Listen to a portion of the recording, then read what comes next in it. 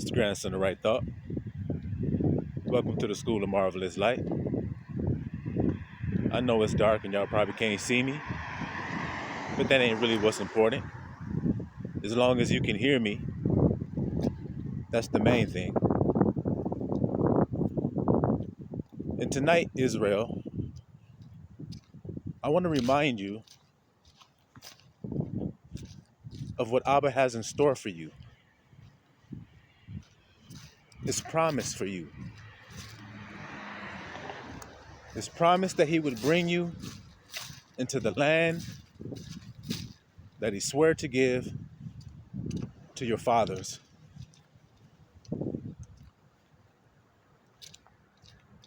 A lot of times we forget about that land, which should actually remind us that we aren't in it. If we're not in our land, then we're in another land, in another world. Like I say, which should be reminding us that there are two worlds. This current land and then the land of promise. And in that land of promise, there's no tears, according to his promise. No tears, no sorrow, no sadness.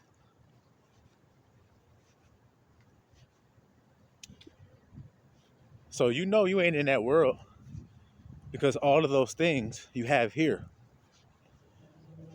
And what did the master tell us?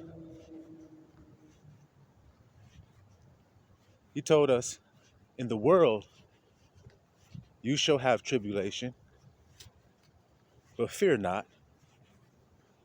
See what I mean about these contrasting worlds, these two worlds? One world, he says, there's no sorrow, there's no pain. And then in another world, there is much sorrow, much pain, and tribulation.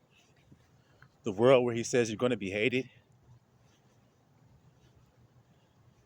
It's a period that you pass through in order to obtain the promise, which is that land where there is no tears, no sorrow or sadness, and all old things are forgotten and passed away. So in order for things to be passed away and forgotten, you must have entered into something that's beyond what you could possibly imagine. Because think about the pain and tribulation that you've suffered in your life here. He says that you won't have any remembrance of it. It will be as though it had never been. Well, that's what would happen if you were experiencing something very wonderful beyond what you could imagine. And that's what Christ meant when he said, I go to prepare a place that where I am, there you may be, that your joy may be full. You know? Full. Not missing anything. See, because in this temporal world, your joy is not full because everything withers and fades. Everything is just a moment. You have a child, you have the little stage where they're a little infant baby and they're all cute and small. And then they go to toddler stage and then you enjoy that stage and then they go to the next stage and so on and so forth. And then they're a teen and then before you know it, they're off living on their own and they have children. And the cycle continues. Well, in the land of promise, it's everlasting and never ending. And that's how come your joy can be full. You can truly be satisfied because it's not temporary. He also says in his promise that nothing that offends will be there. And I'm just telling you this tonight, family, little flock, because I just want to remind you of what he has promised you. And though the world will fight tooth and nail to the end to keep you from it, they shall indeed fail. It will all come to naught, all of their efforts. Abba already said, all of them who fight against you will fail, and those who will not come to serve you will perish. So though for a time it seems uncomfortable, the things that we're going through, it seems unfair for the time being, and it is indeed tribulation, but we are told not to fear and to be of good cheer, for the end,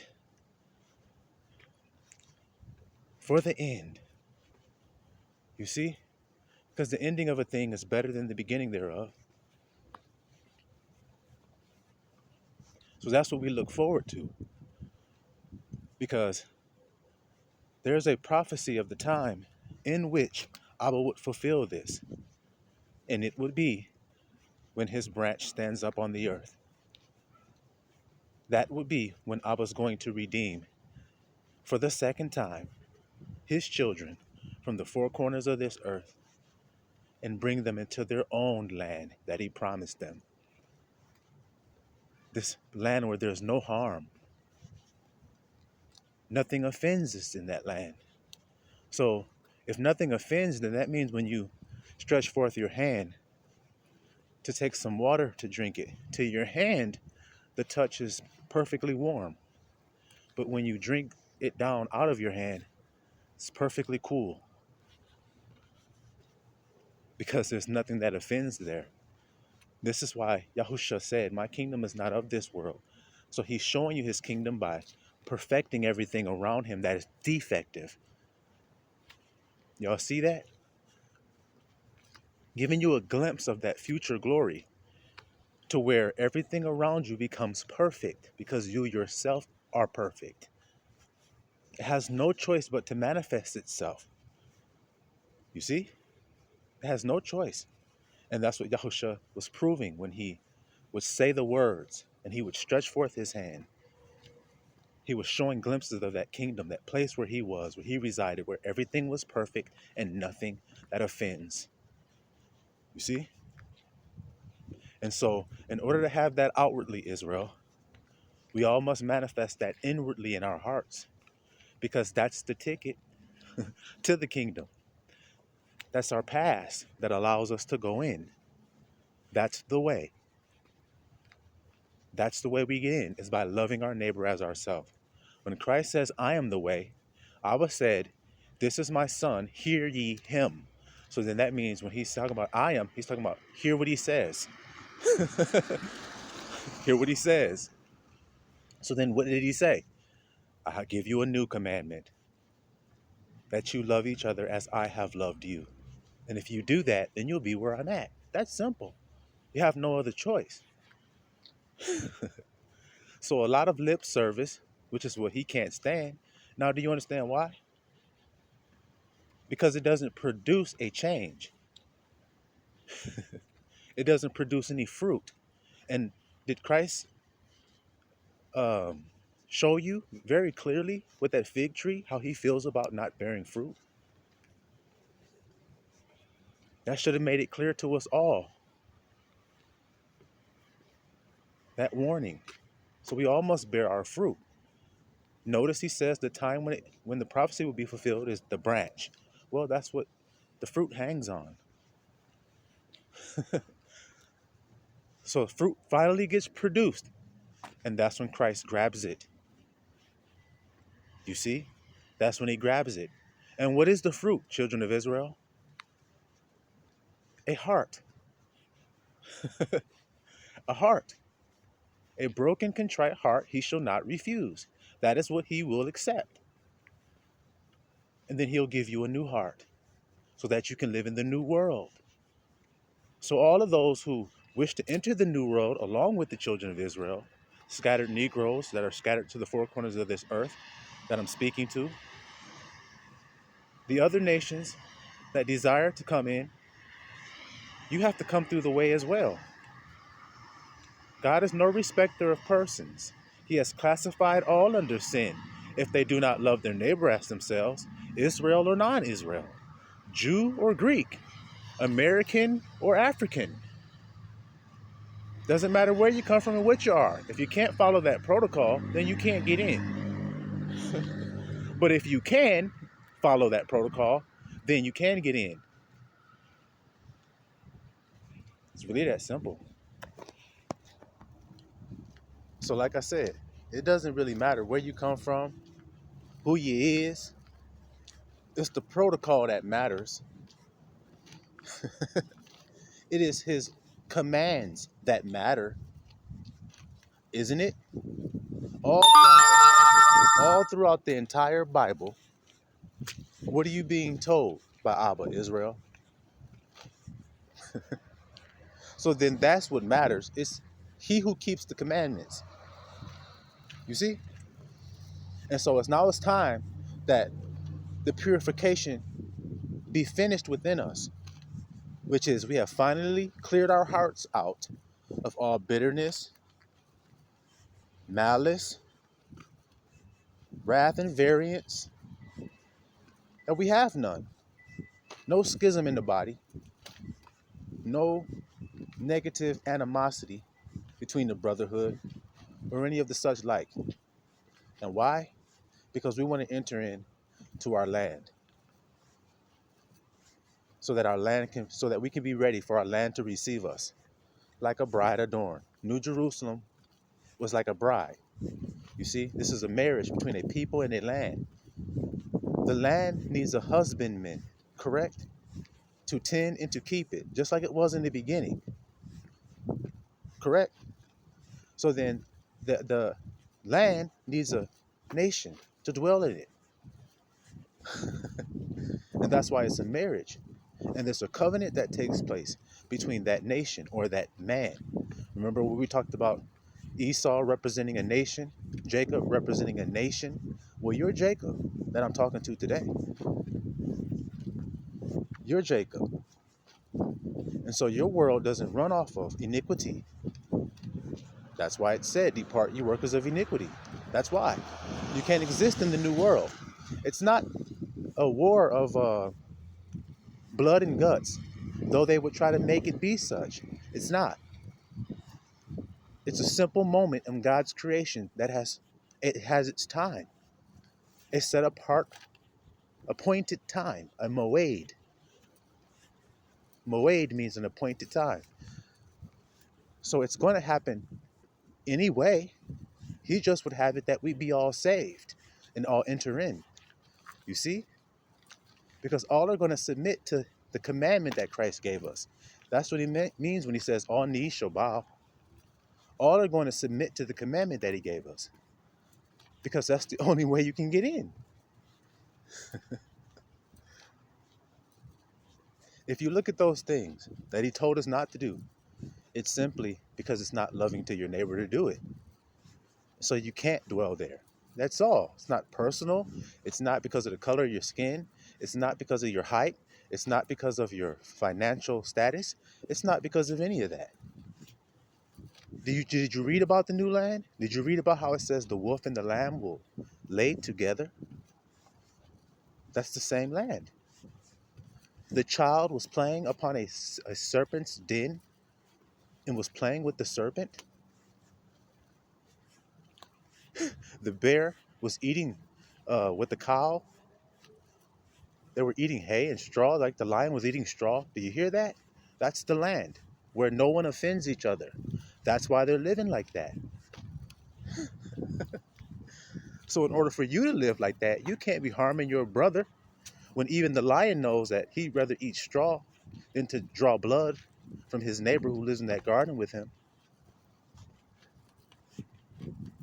So surely, if that wolf can learn to live with that lamb and lay down together, then man, brothers should be able to live in harmony with one another and to put down their hatred and their tearing of one another and making predator and prey of one another. Because among brotherhood, should there be any predator or prey? That's not brotherhood, then is it? That's why he said, workers of iniquity. See, because brotherhood has no iniquity, or else it can't call itself brotherhood. Brotherhood is about unity. It's about oneness. That's what it is, you see? So if you can't come into that oneness, it's because you can't love your neighbor as yourself. And that's all it boils down to. You're choosing yourself over your neighbor. And you think that that's righteous to do that. That's been the error. It's not. It's righteous to consider your neighbor first, because there's no greater love than that a man do what? Sacrifice his friend for his own life? Is that what he said? Or did he say there's no greater love than that a man give his own life up? Christ said you have to love your neighbor like I loved you. That's what I want you to do. I want you to be willing to have compassion when your brother comes to you. Because what did I do? When the people came to me, and they came to me in droves, and they surrounded me and pressed upon me, did I send them on their way? Did I push them away and say, get away from me? I ain't got time to listen to you right now. I ain't got time to help you because you're nothing but a poor bum, so get away from me, you stink. Is that the way Yahushua treated people? Well, if that's the way you treat people, then you're not one with Yahushua. Well, then you're not one in that land. You're not going in that land. See? Because now it's the time that we're preparing to go in. It's now.